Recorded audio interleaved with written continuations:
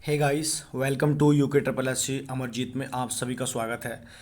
तो आपको पता है कि आयोग द्वारा एग्ज़ाम कैलेंडर जो है वो प्रस्तावित बता दिया गया है कि आगामी जो परीक्षाएं हैं वो अक्टूबर नवंबर तक होनी हैं। तो हमें भी अपनी तैयारी को आगे रखना होगा। तो आज कुछ क्वेश्चन देखेंगे हम उत्तराखंड से संबंधित 15 से 16 क्वेश्चन और एक क्वेश्चन आपके लिए भी अंत में। तो ज़्यादा देर करने का तो कोई फ़ायदा ही नहीं है।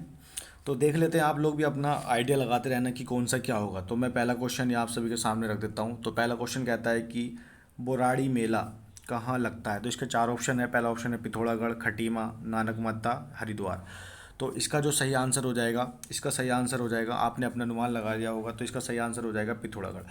तो पिथौरागढ़ में और एक जगनी मेला भी लगता है, ध्यान रखना, जगनी मेला भी लगता है। और मोष्टा मानू मंदिर भी है यहाँ पे, उल्का देवी मंदिर भी है, इत्यादि मंदिर हैं, ध्यान रखना, आप लोगों ने पढ़ भी रखे होंगे। ठीक है, अगला क्वेश्चन देखते हैं हम इसी क्रम में। अगला क्वेश्चन क्या कहता है। अगला क्वेश्चन कहता है कि उत्तराखंड में वनों की नीलामी के लिए किस वर्ष आंदोलन हुआ। अगर वनों की नीलामी के लिए अगर क्वेश्चन आता है किस वर्ष आंदोलन हुआ, तो चार ऑप्शन आपने देख ही लिए होंगे। तो इसका सही आंसर क्या हो जाएगा, 1977 में वनों की नीलामी के लिए आंदोलन हुआ। अगर क्वेश्चन आएगा कि वन आंदोलन कब हुआ, तो वन आंदोलन लगाना आपको 1911 से 1917 के टाइम पीरियड में वन आंदोलन हुआ। अगर नीलामी शब्द उसमें ऐड जोड़ा जाएगा, नीलामी शब्द, तो ये रे नीलामी शब्द, तो आपको 1977 ही लगाना है। अगला क्वेश्चन देख लेते हैं। अगला क्वेश्चन क्या कहता है। अगला क्वेश्चन कहता है कि देवभूमि देवभूमि साप्ताहिक पत्रिका कहाँ से प्रकाशित होती है। तो चार ऑप्शन है आपके, उत्तरकाशी है, चमोली है, हरिद्वार है, पौड़ी गढ़वाल है। तो इसका जो सही आंसर हो जाएगा, तो इसका सही आंसर क्या हो जाएगा इसका हमारा, चमोली। तो देवभूमि जो साप्ताहिक थी, साप्ताहिक मतलब सप्ते में निकलने वाली। तो ध्यान रखें, कई बार क्या क्वेश्चन अलग से पूछ लेता है कि देवभूमि जो पत्रिका थी वो कितने समय में निकलती, साप्ताहिक थी, छमाही थी, वार्षिक थी, तो साप्ताहिक थी। ठीक है, इसी क्रम में क्वेश्चन नंबर 4 देख लेते हैं। क्वेश्चन नंबर 4 क्या कहता है। क्वेश्चन नंबर 4 कहता है कि गोरखों का प्रथम सूबेदार कौन था। मतलब जब गोरखा आए थे कुमाऊं में 1790 में, तो कह रहा है उनका पहला सूबेदार किसे अपॉइंट किया गया था। तो पहला ऑप्शन है आपका रण बहादुर शाह, नहीं होगा। अमर सिंह थापा, ये भी नहीं होगा। तो सही आंसर क्या हो जाएगा, जोगमल शाह। गोरखों के प्रथम सूबेदार थे जोगमल शाह। इसी क्रम में क्वेश्चन नंबर 5 देख लेते हैं। क्वेश्चन नंबर 5 कहता है कि तुमड़िया डैम किस नदी पर है। तो तुमड़िया डैम किस नदी पर है, आपके सामने चार ऑप्शन है, बराक नदी, लपकना नहर, फीका नदी और ढेला नदी। तो इसका सही आंसर क्या हो जाएगा, तुमड़िया डैम जो है ये हमारा फीका नदी पर है। एक बार क्वेश्चन पता है क्या आया था, एक बार क्वेश्चन आया था कि तुमड़िया डैम किसके समीप है, काशीपुर के, जसपुर के, खटीमा के, नानकमत्ता के। तो ध्यान रखना, ये काशीपुर के समीप है। किसके समीप है, ये काशीपुर के।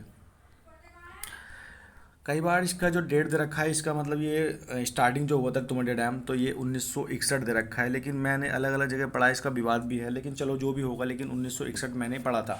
लेकिन कुछ लोग अलग अलग इसका उत्तर बताते हैं। अगला क्वेश्चन कहता है, छठा देखते हैं क्या कहता है। जोल जीबी मेले की शुरुआत किसने कर दी। अगर जोल जीबी मेला मैंने पूछा तो आपके दिमाग में तुरंत पिथौरागढ़ आ गया होगा ऑप्शन में। ठीक है, काली और गोरी नदी के संगम पर लगता है जोल जीबी मेला, जहाँ पर एक स्थान है खेला, खेला नाम स्थान पर, जहाँ ये दोनों नदी मिलती हैं खेला पर।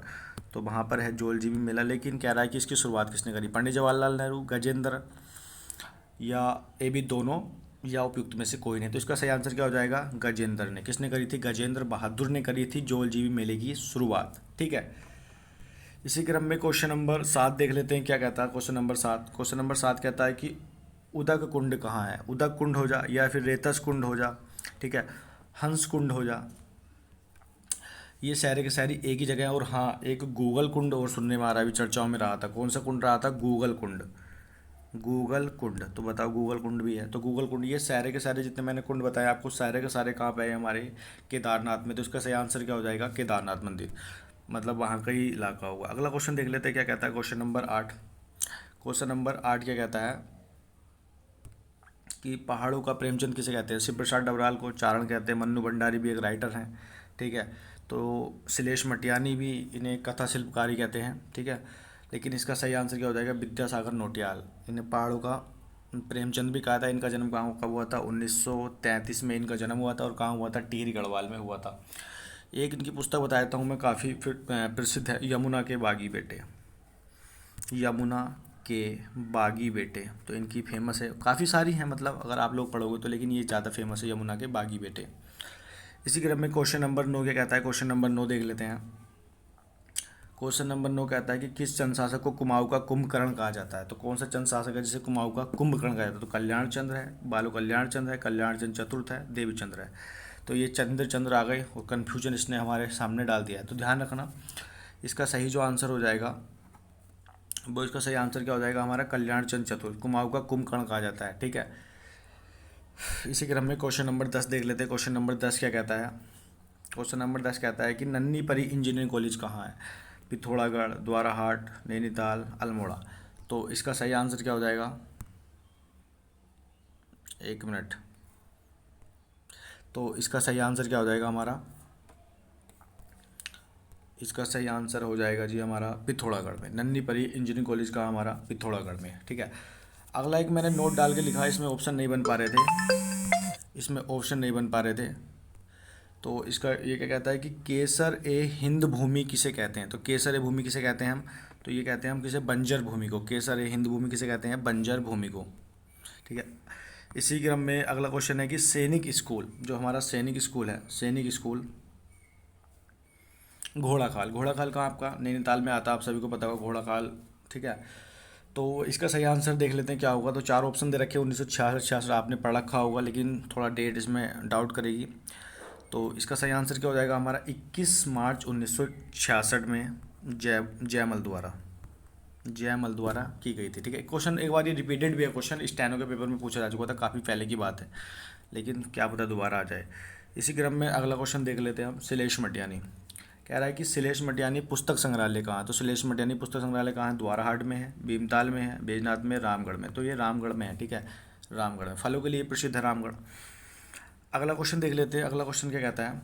अगला क्वेश्चन कहता है कि शीत जल मत्स्य की अनुसंधान केंद्र कहाँ है? शीत जल मत्स्य की अनुसंधान केंद्र कहाँ है? बैजनाथ में है, शेर का डांडा में है, भीमताल में है, या खटीमा में? तो इसका आंसर क्या हो जाएगा? भीमताल में। और खटीमा में क्या है? सारस संस्थान, सारस। अगर सारस आएगा तो खटीमा में है, ठीक है।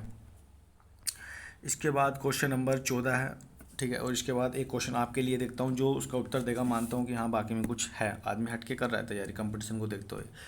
तो क्वेश्चन कहता है कि जलती मसाल व ग्राम सुबोध, जलती मसाल व ग्राम सुबोध पुस्तक के लेखक कौन है? तो चार ऑप्शन है, आप लगा लीजिए अपना आइडिया क्या होगा।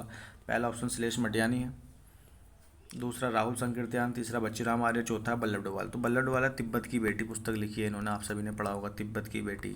राहुल संकीर्त्यान की तो बहुत सारी हैं, बोलगा से गंगा हो गई फेमस इनकी। शैलेश मटियानी को जानते हैं आप, बोरीवली से बोरीबंदर तक जो एक मुंबई में स्थान है उसके आधार पर रखी है। लेकिन इसका क्या क्वेश्चन क्या कहता कि जलती मसाल ग्राम सुबोध, तो इसके राइटर कौन हो जाएंगे हमारे? बच्ची राम आर्य, ठीक है।